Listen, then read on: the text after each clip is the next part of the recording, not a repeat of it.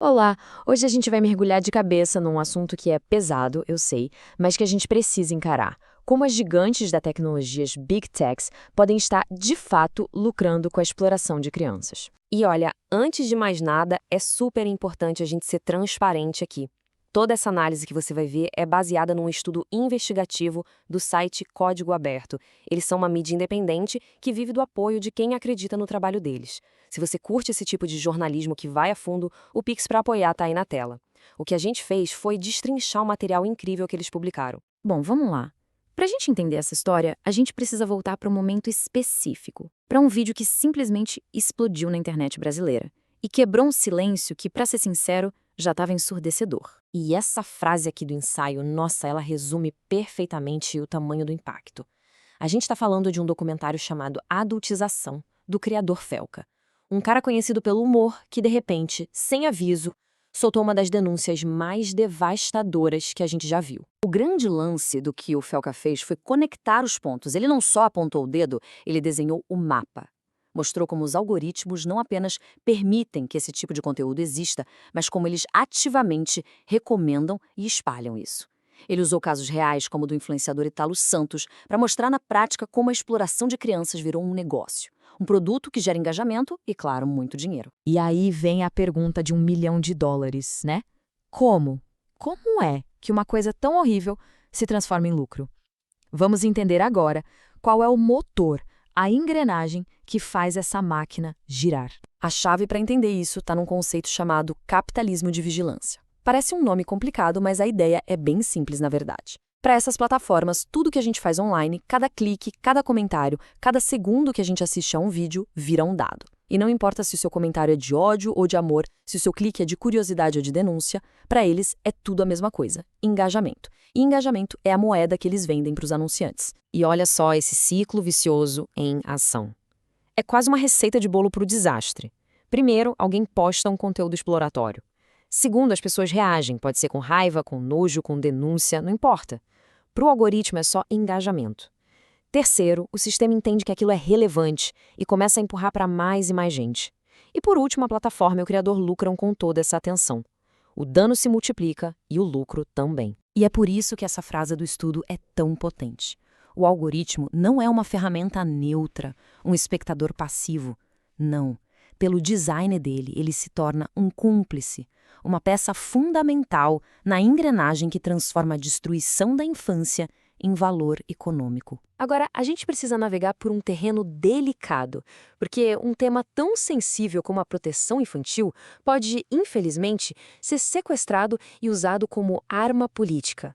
E é absolutamente crucial que a gente saiba diferenciar uma denúncia séria da pura desinformação. E esse slide aqui ilustra essa diferença de um jeito brilhante.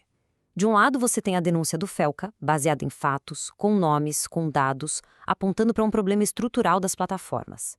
Do outro lado, que a fonte descreve como o pânico moral fabricado no caso Marajó. Um monte de discurso alarmista sem prova nenhuma, que ignora as causas reais dos problemas, como a miséria, só para gerar indignação e benefício político. E o nome técnico para essa tática é esse aí, pânico moral. Funciona assim: você pega um medo que já existe na sociedade, infla ele até não poder mais, cria um vilão bem claro e usa toda essa onda de pânico para justificar alguma agenda, enquanto desvia o foco dos problemas de verdade. Mas o estudo vai ainda mais fundo. Ele argumenta que esse sistema todo de exploração não fica só no mundo virtual, nas telas dos nossos celulares. Vamos ampliar a lente agora, porque a conexão com o mundo físico é brutal. A mesma lógica, a mesma máquina de fazer dinheiro com a atenção e o engajamento online nos leva até aqui. Para esse número, 40 mil, é de doer. Segundo o estudo, esse é o número de crianças trabalhando em minas de cobalto na República Democrática do Congo. E sabe para que serve o cobalto?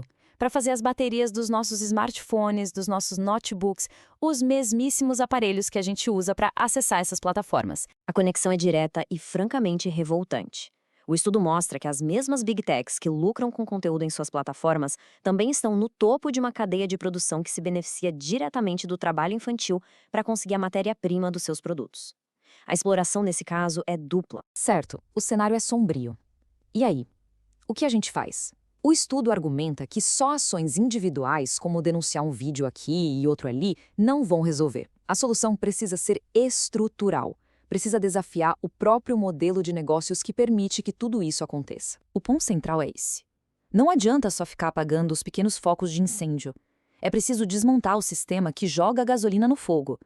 Ou seja, o desafio não é só punir quem cria o conteúdo, mas sim quebrar a lógica econômica que torna esse conteúdo criminoso tão rentável. Então, como se faz isso?